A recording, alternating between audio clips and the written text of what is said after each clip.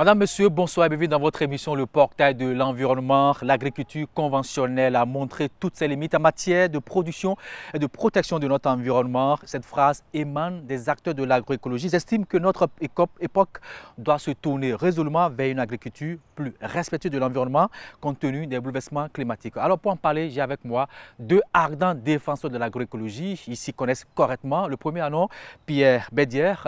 Bonsoir Monsieur Pierre Bédière. Vous êtes ingénieur agronome, vous êtes le président de la Fédération agroécologique du Bénin. Avec vous, on va mieux comprendre comment est-ce que l'agroécologie peut nourrir le monde. Oui, bien sûr. À vos côtés, on ne le présente plus, Monsieur Patrice Sagbo, bonsoir. Bonjour Monsieur le journaliste. Vous êtes aussi un environnementaliste, membre du FAEP, et aussi vous êtes un vétérinaire de votre pays. Oh. Merci d'être là. Alors, je commence par Monsieur Bédier. Vous savez, par le passé, nos parents faisaient l'agriculture sans faire recours aux intrants chimiques. Alors, comment cela se faisait par le passé? Merci beaucoup. Et effectivement, nos parents faisaient de l'agroécologie dans toutes ses dimensions, dans tout son sens. Ils produisaient de la nourriture en respectant l'environnement. Et ils avaient des pratiques pas agressives pour la biodiversité et ils travaillent sur la durée.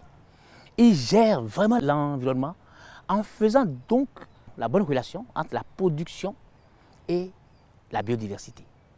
Donc c'est cette agriculture-là qui était à l'origine et qui a évolué jusqu'à la guerre mondiale, 1945, à la fin de la guerre mondiale. À la fin de la guerre mondiale, il y avait beaucoup de produits chimiques. La guerre est terminée en 1945, brutalement. On ne savait plus quoi faire avec ces produits chimiques. Et on ne sait plus qu'est-ce qu'on va faire avec ces produits. C'est des milliards qu'on a dépensés pour produire ces choses. Alors les gens ont dit, mais on peut les utiliser dans l'agriculture. C'est comme ça que les NPK, urée, les pesticides sont rentrés dans l'agriculture. Pour enrichir le sol.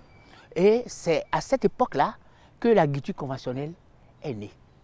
Donc c'est la date de naissance de l'agriculture conventionnelle. Et depuis ce temps, on est accroché à ça. Depuis 1945. Mais pourtant, on sait quand même l'importance de l'agroécologie.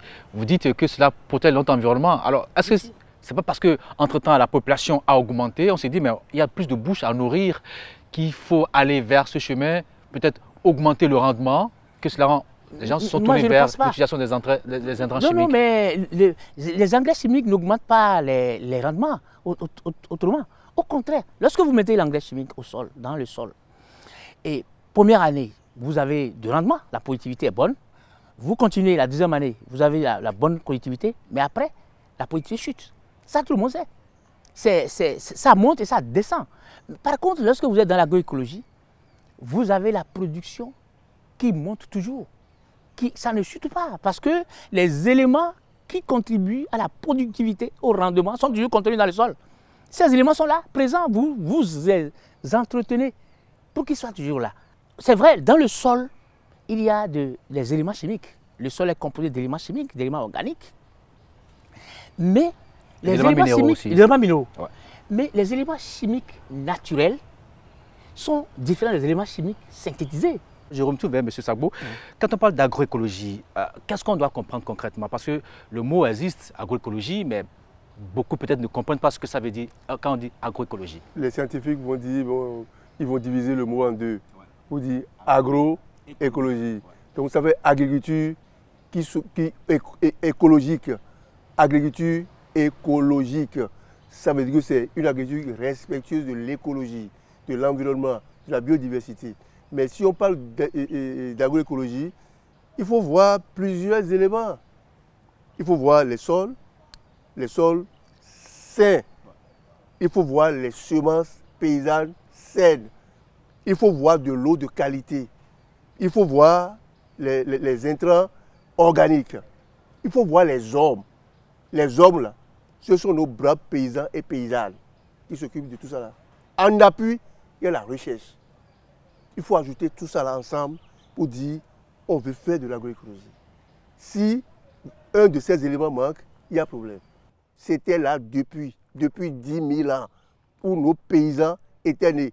Vous ne posez pas la question que le premier homme né sur la terre, là, et il paraît que c'est africain. Mais après, il y a une multiplication, tout ça là. Ils ont eu besoin de quel engrais chimique? pour vivre jusqu'à présent. Ils se sont accommodés avec la nature et ils ont vécu en harmonie avec la nature et leurs valeurs culturelles et culturelles. C'était ça. Aujourd'hui, on a laissé tout ça pour aller où? C'est pour cela que plusieurs courants de pensée ont vu que la trajectoire que la vie prend aujourd'hui, en s'enfonçant dans l'utilisation abusive de l'engrais industriel et des pesticides industriels jusqu'aux semences hybrides, on exagère. Le monde ne peut pas évoluer dans ce contexte-là pour prospérer. Mais les gens disent toujours aussi que nous sommes dans un contexte où le changement climatique prend de l'ampleur. Parce qu'on utilise ces intrants chimiques de synthèse, parce qu'on fait de la monoculture. Et les semences hybrides ne peuvent pas pousser si on ne les met pas dans un itinéraire technique qui utilise l'engrais chimique, qui utilise les pesticides, etc. etc. Ce n'est pas les éléments dont j'ai cité là, pris un à un isolément. On les met ensemble.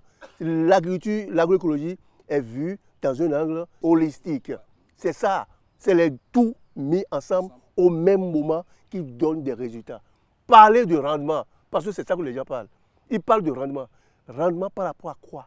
C'est seulement la quantité. Parce qu'il y a peut-être 30 ans, on n'était pas plus de 7 milliards que nous sommes sur Terre. Chaque époque répond à ses besoins. Chaque époque répond à ses besoins. Les hommes qui existaient avant, là, on a parlé d'Adam et d'Ève, d'eux. Après, Dieu a dit, allez vous multiplier. Ils se sont multipliés. Et au fur et à mesure, Dieu a dit, j'ai prévu la mare, le marigot, l'eau, le ciel, le soleil, les animaux, les poissons, tout ça pour vous. Ce que Dieu avait créé à ce moment-là ne pouvait même pas, c'est-à-dire que les populations, les Adam et Ève, ne pouvaient pas manger ça eux seuls. Le monde était programmé et la nature se régénère elle-même. Chaque fois, si on la respecte, c'est si on la respecte. Il a parlé de la Deuxième Guerre mondiale.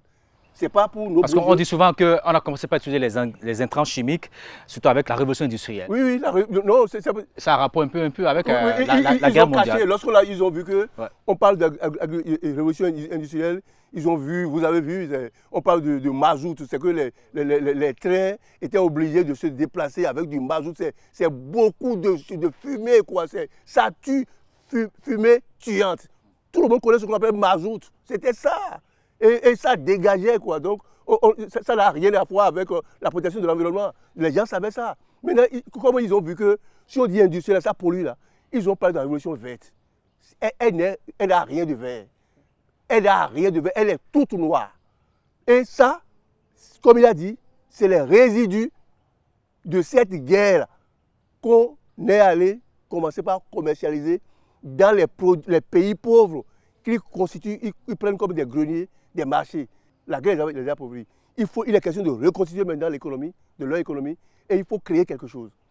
Et créer quelque chose là, c'est aller chercher les marchés africains, des pays sous-développés, et leur proposer quelque chose pour dire on va faire agriculture. C'est ça.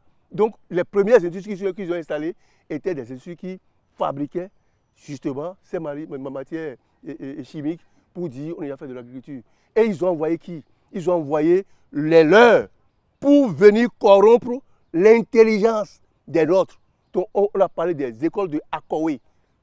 La période de Akowé est venue avec l'histoire de itinéraire technique, avec des fiches techniques. Ce que le blanc te dit de faire, c'est ça que tu vas faire. Alors justement, si on dit que cela a commencé avec la guerre mondiale de 1945, alors comment est-ce que cela a pu conquérir, j'allais dire, tout le monde entier, surtout les pays africains où on constate aujourd'hui quand même que tout le monde s'est tourné vers l'utilisation de ces intrants chimiques? C'est une machine qui a été mise en place pour coloniser l'éducation. Parce que dans les écoles, c'est cela qu'on enseigne.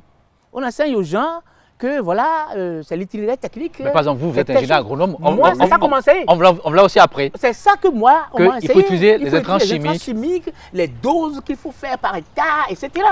On a dit que les gens ont contaminé l'intelligence. Et tout le monde a pris la chose. Et tout le monde a continué à le faire. Mais ce que nous, on regrette, c'est que tout le monde aujourd'hui constate les conséquences négatives de cette pratique, de cette agriculture conventionnelle. Alors, Et on ne prend pas les mesures. On est dedans et on avance. C'est ça qui étonne tout le monde. Avant qu'on en vienne aux conséquences, Oui. on va parler un peu du cas de notre pays, le Bénin. Oui. À quel moment on a commencé, nous aussi, au Bénin, à se tourner vers cette agriculture conventionnelle, à utiliser beaucoup plus d'intrants chimiques? Mais À quel moment? C'est au même moment que les autres pays du monde, c'est ça? mais chacun a son époque. Là. Chacun a son époque. On a parlé de la colonisation. Les rois étaient là. Non. Les rois avaient quel problème? Nos rois là n'avaient aucun problème. Guézo disait il faut planter palmier à huile lorsqu'un enfant naît. C'est la biodiversité ça. Ce n'est pas la protection de l'environnement ça. Il disait ça. Est-ce que vous avez entendu un roi d'Abomey ou bien je ne sais pas de quelle région du Bénin, de Dahomey, qui a dit aujourd'hui on va tuer, on va exterminer toutes les forêts de ma région. Au contraire, on a installé des fétiches, des divinités dans ces écosystèmes-là pour que les populations aient peur. Tu as peur de la divinité, mais en réalité, c'est pour protéger l'écosystème que la divinité est mise là. C'est ça. Et il y a des cérémonies autour. Tu ne peux pas aller là-bas. Il y a des sacralisations. Il y a des sacralisations. Ouais. C'était là depuis. Ce qu'ils ont fait, et les gens n'ont pas tenu compte. Vous avez vu les objets, les 16 ou bien 26 objets qu'on a retournés au Bénin il y a 2 ans, 3 ans là-bas. Moi, j'étais sidéré que ces objets ont traversé 200 ans et sont intacts. Mais quelle essence forestière ont servi à fabriquer ces essences-là? Ces peuples, où sont-ils aujourd'hui? Faisons la traçabilité pour aller voir de quel royaume, de quelle famille sont-ils. Est-ce qu'on peut retrouver encore des produits de ces familles-là? Ces essences. Ces essences, aujourd'hui, pour dire, on les met, on les conserve, et même la technicité, ces gens-là, je sais qu'il y a les Yator, qui sont les Rotondis, etc. Beaucoup d'autres. Ce peuple-là est où? Pour qu'on retrouve cette ingéniosité. Ça ne se retrouvera dans aucune école moderne. Jamais. C'est des choses que ça s'appelle connaissance endogène, qui participent activement et expressément au développement de chaque pays. On les a oubliés. Et vous savez, lorsqu'on parle de colonisation, c'est une machine à broyer tout sur le chemin. On vous rend dépendant. Vous n'avez rien. On vous fait du chantage pour dire, si tu n'acceptes pas ceci, regardez les impôts. Les impôts qu'on prenait même dans le village là. Nos papas ne dormaient pas à la maison. À minuit, tu dois fuir le foyer. Personne ne doit te voir. À cause de combien? 350, 500 francs d'impôts à payer au blanc. Dans le temps, c'était beaucoup Oui, je sais, et là, rien ne reste dans votre colonie. Il y a des colonisateurs qui viennent, des colonies, des colons, de tout ça là, qui emportent tout l'argent. Et on vous impose même les cultures. Ce n'est pas les nourritures, les cultures qui vont nous nourrir. C'est des cultures de culture. On mange le cacao. Est-ce qu'on mange le cacao? Est-ce qu'on mange le café? Il y a le café. On ne mange pas le café. Mais on le prend, le café, non? Mais on ne mange pas ça. Personne ne se rassasie du café, ni du cacao, ni du coton. C'est ça qui nous a imposé, les VA, pour aller construire leur usine là-bas. C'est ça qu'on appelle révolution industrielle. C'est pour se reconstruire. Ils se sont servis de nos pays comme champ, comme marché. C'est ça qu'ils ont fait. Donc tu n'as pas la liberté d'avoir aucune politique de développement agricole chez toi sans respecter ce qu'ils te disent. C'est pour ça que nous sommes dans cet état aujourd'hui. Alors justement, vous dites qu'on vous a bourré le cerveau pour utiliser vos thèmes. Alors à quel moment vous avez pris conscience, vous vous êtes dit, mais attends, écoutez, tout ce qu'on m'a appris là, c'est pas une bonne chose. Il vaut mieux que je revienne aux anciennes pratiques de nos parents. À quel moment ce déclic est arrivé? J'ai pris cette conscience au moment où j'ai commencé par militer dans les organisations comme Djinoukou, comme la FAEB et autres. Et j'ai compris, en mettant ce que j'ai appris et ce qui existe face à face, qu'en fait, il y a de mieux. Il y a de mieux dans ce que nos ancêtres pratiquaient, ce qui est dans notre culture. Et c'est pour ça, c'est quand j'ai pris cette conscience que j'en parle partout pour dire, faisons le bon choix. Le bon choix, c'est l'agriculture qui respecte l'environnement. Est-ce que vos collègues ne vous regardent pas comme quelqu'un qui est tombé du ciel? Non, pas vraiment. Mais bon, c'est vrai qu'il y a certains qui ne comprennent pas. Il y a des résistances. Mais tout le monde constate les effets négatifs de cette pratique agricole qui utilise des intrants chimiques de synthèse. Tout le monde, même ceux qui n'écoutent pas, qui ne veulent pas écouter ce que nous disons, ils savent qu'actuellement, il y a au moins le changement climatique. Et vous savez, il y a un collègue qui m'a dit la dernière fois, parce qu'on se plaignait de la chaleur. Et il dit, mais ça, c'est le début du commencement. Ça va être pire dans quelques temps. Il dit, mais toi, tu es un sorcier. Comment tu vas nous dire un truc? Et c'est une réalité. Est-ce que vous n'avez pas constaté ça? Tout le monde constate que fait plus chaud. le mois de février de cette année est un mois, c'est du calvaire. Il fait tellement chaud. Donc, ça là au moins, les gens sont conscients.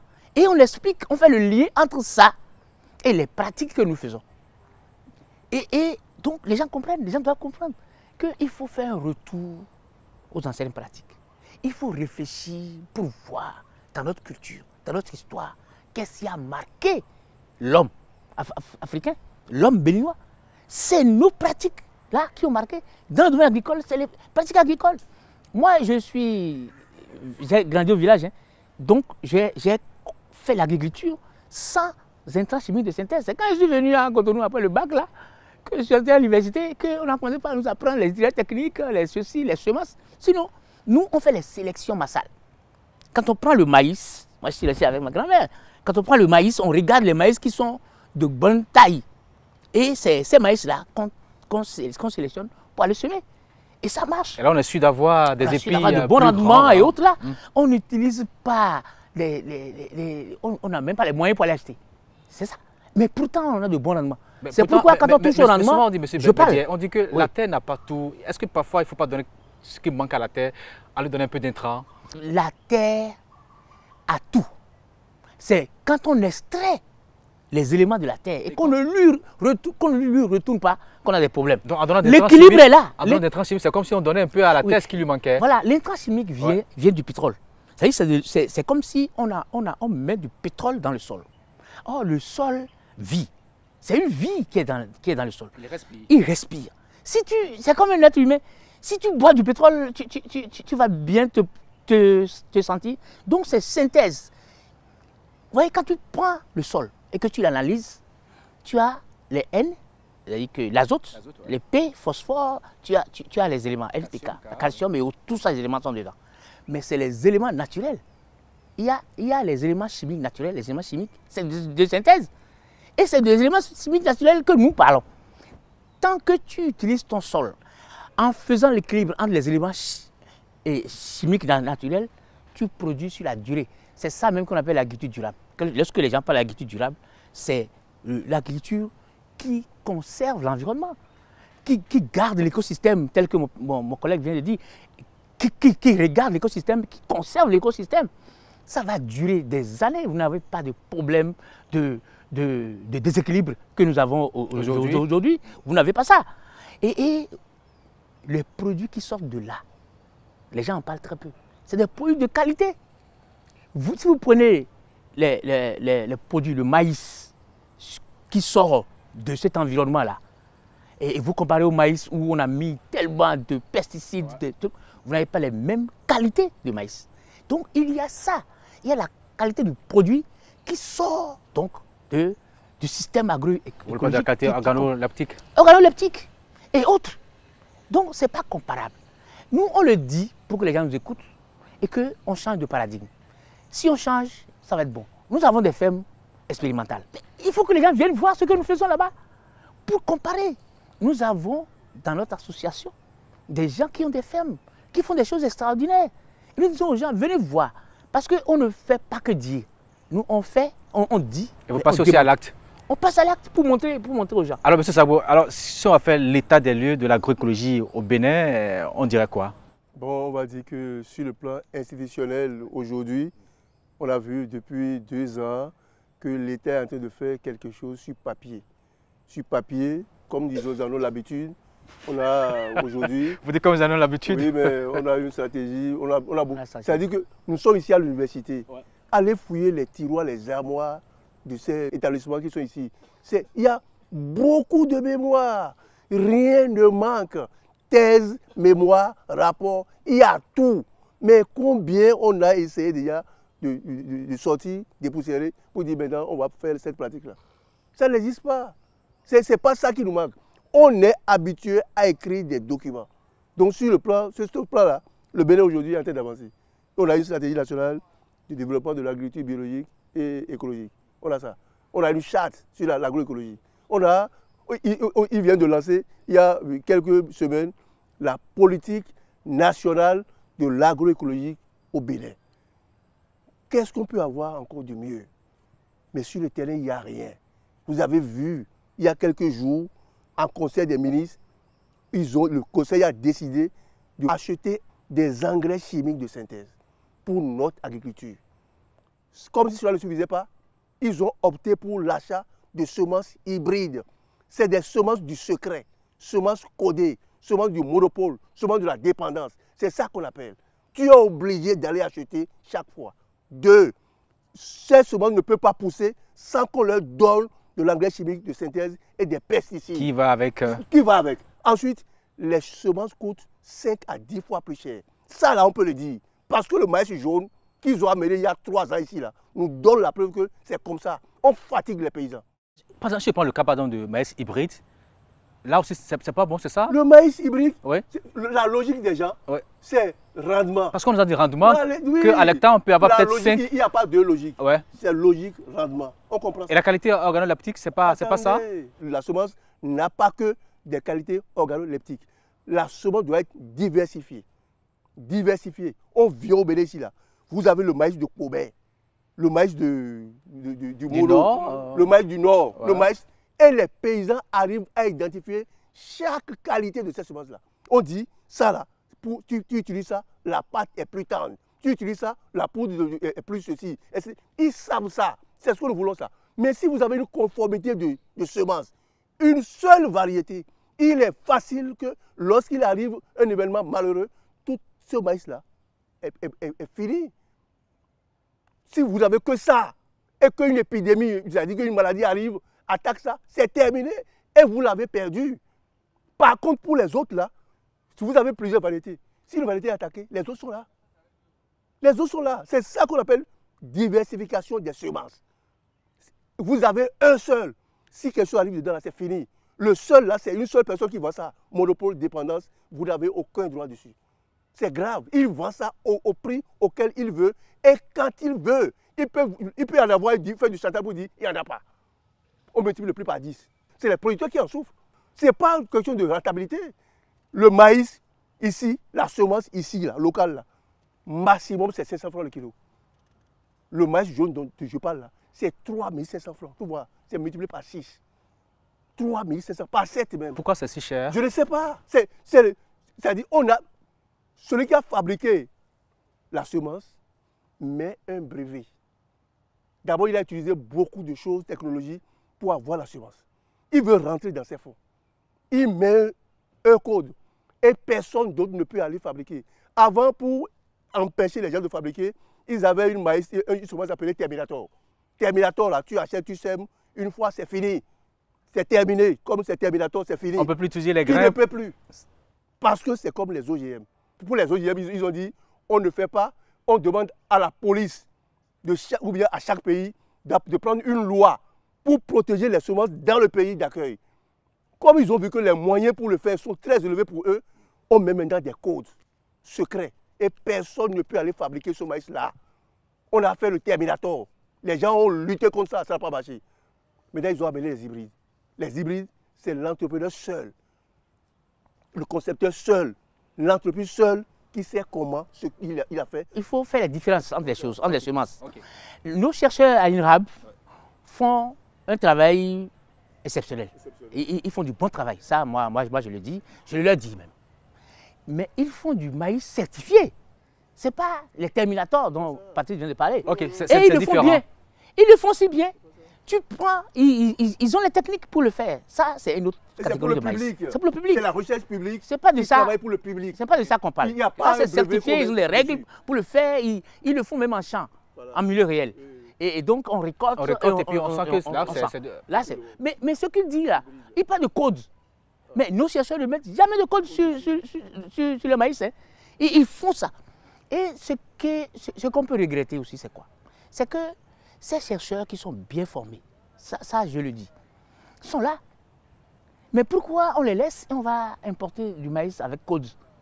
Alors qu'ils sont capables de faire du bon travail. Si on veut les semences ici, là, il faut les voir. Ils vont faire toutes les sélections possibles et imaginables pour que tu aies la qualité qu'on recherche. Moi, je regrette un Là, peu vous voulez parler qu'on les a mis de du, côté. du financement de la recherche scientifique. Voilà. Donc, on les a mis de côté et puis on est allé importer. C'est un autre problème. Semences pour le paysan, puisqu'on parle de l'histoire de l'agroécologie, ce n'est pas le rendement. Le paysan ne voit pas, quand il prend une semence, il ne voit pas dedans le rendement, mais il voit derrière toute la culture, tout son être. Parce que la semence, c'est la vie. C'est son esprit, tout est dans la semence pour lui. Donc, c'est ça qu'il faut que les gens comprennent. Ce n'est pas n'importe quoi qu'on met seulement et on veut la productivité. C'est-à-dire, ça, c'est pas ça. Le paysan va te dire, cette semence-là, ça vient de tel endroit, voilà comment on produit, c'est tel mois au champ. Et il y en a plein.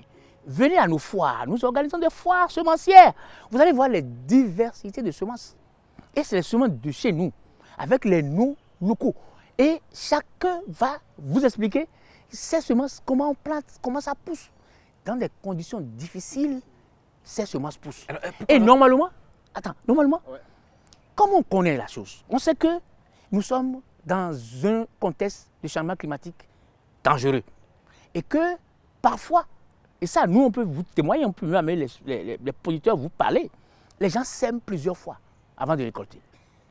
Ils sèment, ça ne pousse pas parce que la pluie ne tombe pas et ils sèment. Mais pourquoi on ne fait pas la promotion de ces semences qui sont très résilientes au changement climatique? Ça existe. Et on sème, ça pousse dans les conditions difficiles. Tu auras le rendement dans les conditions difficiles. C'est ça que nous on dit. Et c'est pour ça que pendant les foires, on appelle tous ces gens. C'est vrai, tel que vous le dites, c'est bien, c'est joli, mais pourquoi quand on prend aujourd'hui 10 producteurs, il y a au moins 7 qui sont tournés vers l'agriculture conventionnelle et que 3 seulement font l'agroécologie? Pourquoi on n'arrive pas à convaincre le grand monde à se tourner vers l'agroécologie? J'ai mon idée là-dessus. Ouais. C'est que, tu vois, on est parti de 45 et d'une autre forme d'agriculture à laquelle les gens sont habitués. On prend le NPK, on sème, comme on a semé le maïs, le haricot. Ouais.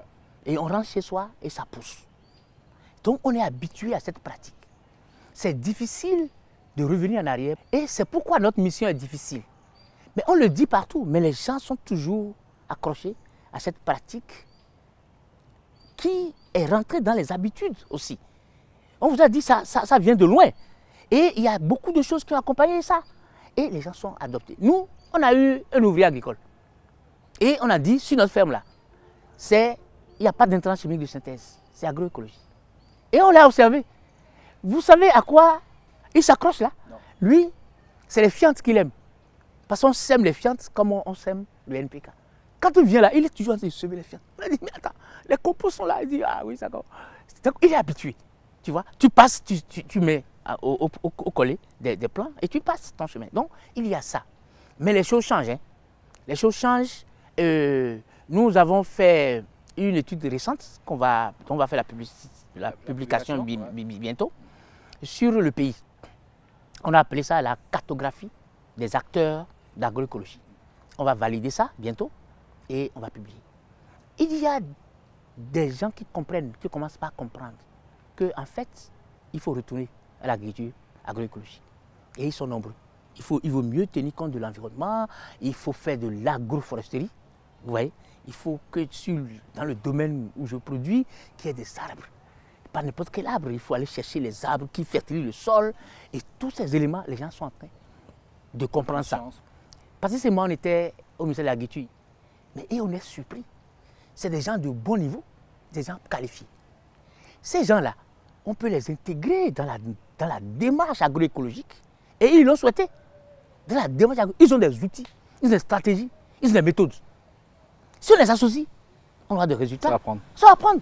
Parce que le premier élément sur lequel le premier levier sur lequel il faut appuyer, c'est la formation. Si vous formez les agriculteurs, là, mais ils vont prendre vite. Ben là, au niveau de... Et ils sont là, ils connaissent. Si je prends par exemple la FSA, la faculté de sciences agronomiques, est-ce que les curricula sont restés les mêmes? On n'a encore rien changé. On doit revoir ça. C'est-à-dire qu'on doit revoir. Et il y a un espoir. Et c'est encore en train d'être revu. C'est déjà en train d'être revu.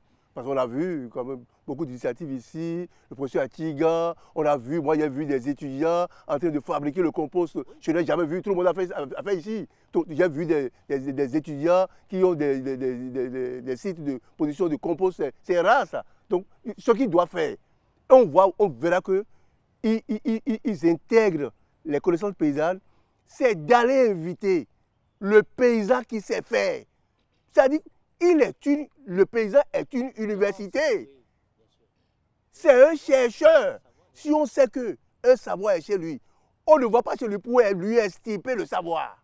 Il faut l'inviter à l'université. On va pas apprendre. J'en ai vu à Darwin, université de Darwin, en Australie. Je suis parti là-bas et j'ai vu qu'il y a un département consacré au peuple autochtone, aux communautés locales, pour venir partager leurs connaissances sur contrat. C'est des universités aussi. J'ai vu ça. Mais pourquoi en Afrique, on a tant de complexes pour dire oui, recherche classique, recherche conventionnelle, personne ne rentre dedans, c'est nous-mêmes. Alors que vous ne faites rien sans aller interroger le paysan. Il a abordé un aspect capital. La semence, elle est spirituelle. La semence est vivante. La semence est un pouvoir. La semence est une vie. C'est notre vie. Personne ne peut rien faire sur cette terre-là sans la semence. Même les animaux, les divinités, tout ça. Pour aller faire cérémonie de mariage, on doit te dire, achète goro, cola, tu achètes ça. Achète atakou, tu vas acheter. Achète ceci, tu vas acheter. Les poulets, tu achètes. On dit, achète les haricots de telle couleur, achète. Pour faire sortir d'enfants, c'est la même chose. Pour aller faire les libations chez le Legbara, tu fais la même chose. C'est ça la semence chez nous. La semence n'est pas une identité, on dit, produit beaucoup. C'est faux. Et c'est des Africains qui racontent ça. Ça dit qu'on demande si ils ont vendu leur identité culturelle, Non, la semence c'est tout ça. Moi j'ai vu, qui a planté ça? Que vous ayez planté ou pas, l'herbe là, c'est une semence. Elle pousse. Elle a un pouvoir en elle. Qui lui a donné ça? C'est Dieu qui a donné. C'est des entités qui ont donné ça. Vous avez demandé que malgré tout ça, ça ne bouge pas, ça ne change pas. Un président nous a dit dans ce pays-là qu'un gouvernement est trop fort et qu'un chef d'État aussi est trop fort. C'est Boni Yahi qui nous a dit ça. Ça veut dire que lorsque le gouvernement décide de faire quelque chose, il en a les moyens. C'est lui qui porte pour dire c'est ce qu'on doit faire ça. S'il dit, il met les moyens. On peut t'apporter la police.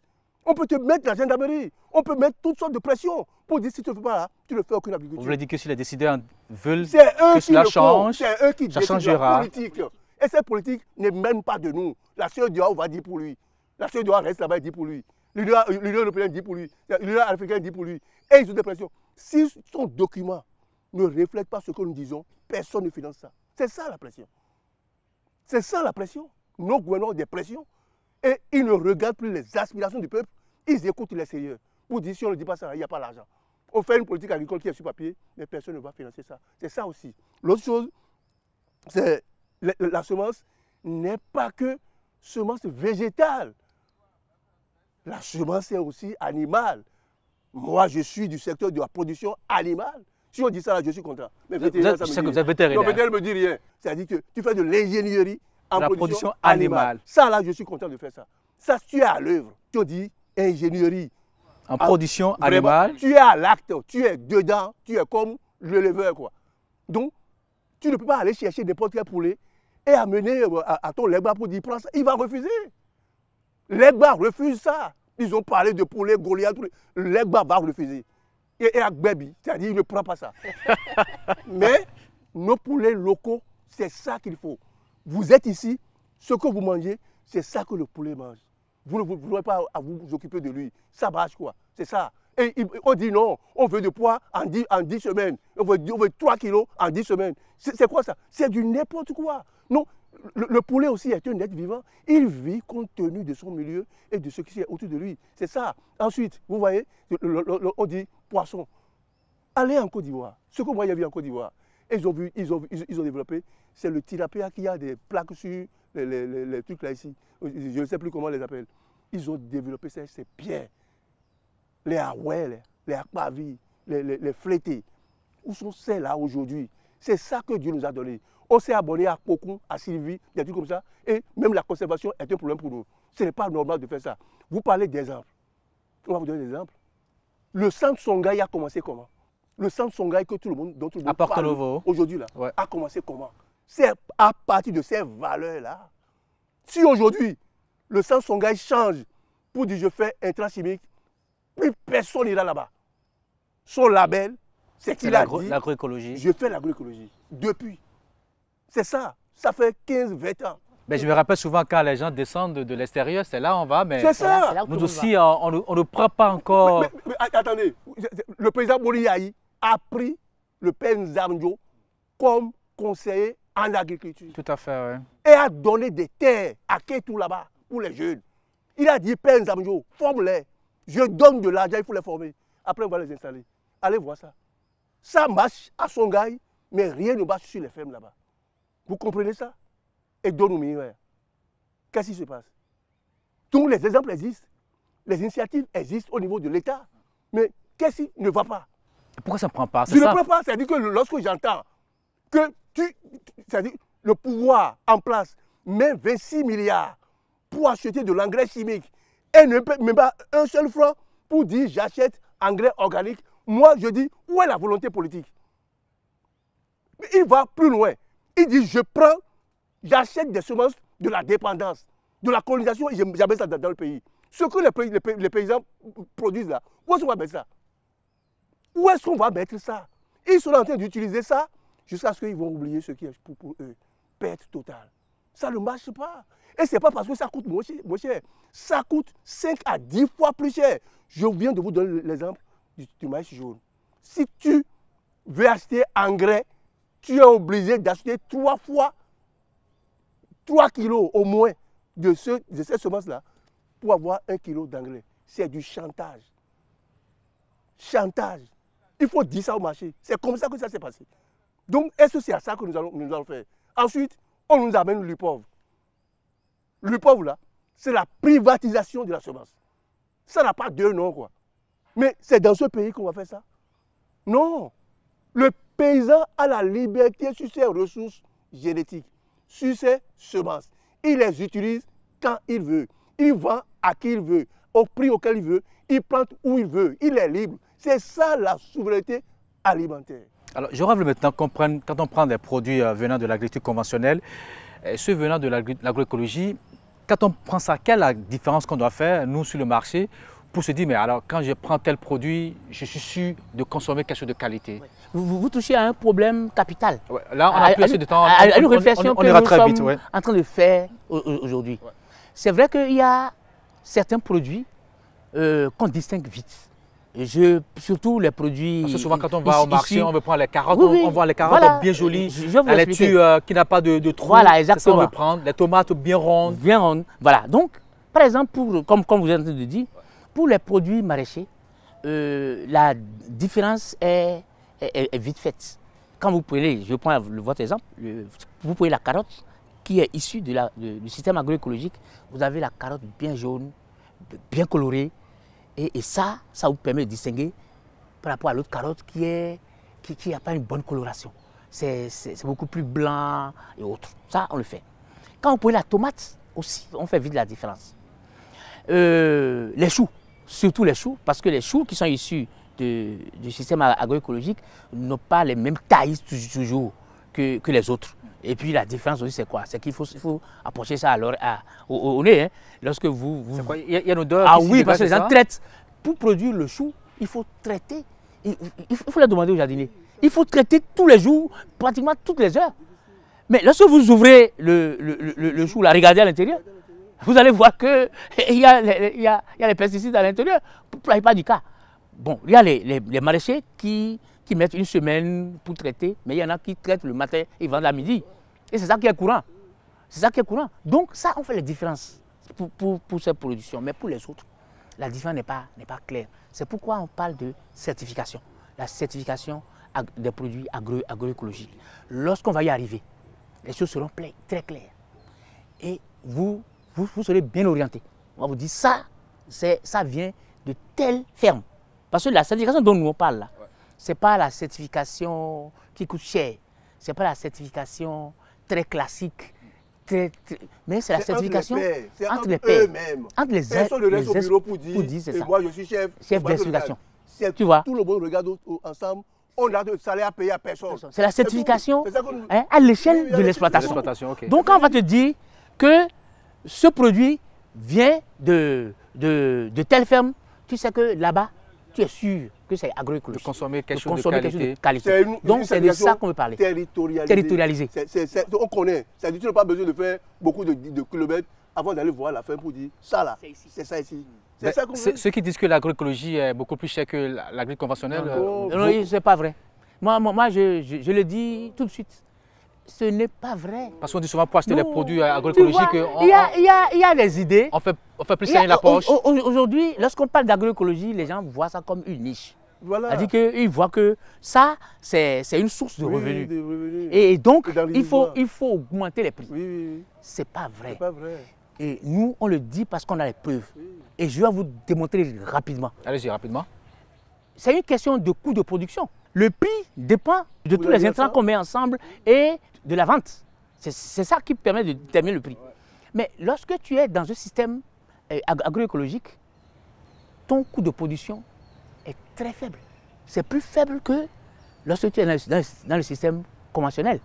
Quand tu mets du compost, hein, toi-même tu peux démontrer ça, hein, quand tu mets le compost là, la quantité que tu mets cette année, ce n'est pas la même quantité que tu mets l'année prochaine. C'est moindre. Parce que le compost reste au sol. Ce n'est pas le NPK qui va être lessivé pour aller dans les choses là. Mais ça reste là. La semence est locale. La semence est locale. Oui, voilà le problème. Donc tu as des coûts de production les plus bas possibles. Oui. Si le coût de production est bas. On a seulement à récompenser. Oui. Si le coût de production, l'effort. L'effort du paysan. Tu vois, c'est ça seulement que si le coût de production est bas, ça veut dire que le prix va être plus bas. Et on sait que tout le monde a droit à l'alimentation saine. Oui, ça là, c'est notre pensée, ça, notre motif. Tout le monde. Lorsque tu prends l'agroécologie comme une niche, c'est qu'il y a une catégorie de gens seulement qui vont acheter. Les gens qui ont les moyens. Et ce n'est pas juste. Parce que là, c'est dans aucune logique.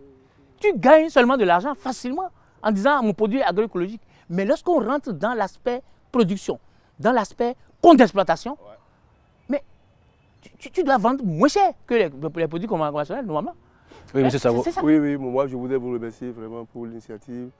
On va vous encourager à continuer dans ce sens-là et que tous les médias du Bénin aussi aillent dans ce sens parce que vous contaminez le peuple. Si on fait une vraie sensibilisation, c'est vous. Et vous le faites si bien. Ce que nous allons souhaiter maintenant, il faut que les autres acteurs, ce que nous disons ici, ça n'a rien à voir avec aller contre le gouvernement, faire ceci. C'est notre manière d'accompagner le gouvernement à mieux faire parce qu'ils ont pris des décisions. Ils ont signé la Convention sur la diversité biologique. Actuellement, nous avons depuis 2022 le nouveau cadre mondial pour la biodiversité, Kunming, et article 7, je pense que c'est l'article 7, parle de la réduction d'ici à 2030 de la moitié de l'utilisation des intrants chimiques.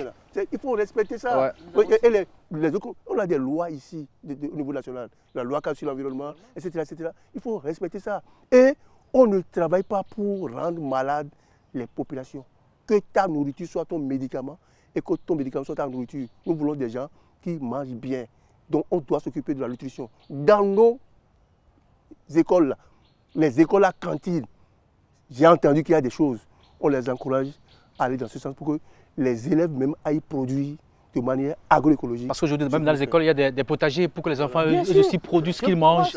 Là, c'est des choses à encourager. Oui, c'est encouragé. Il faut revenir à ces pratiques-là. Lorsqu'il y a des marchés, c'est-à-dire que si on dit budget au niveau de l'agriculture, que le gouvernement ait le courage. Quand tu as une part aussi importante à l'agroécologie. Pour les semences locales, paysannes et les intrants organiques.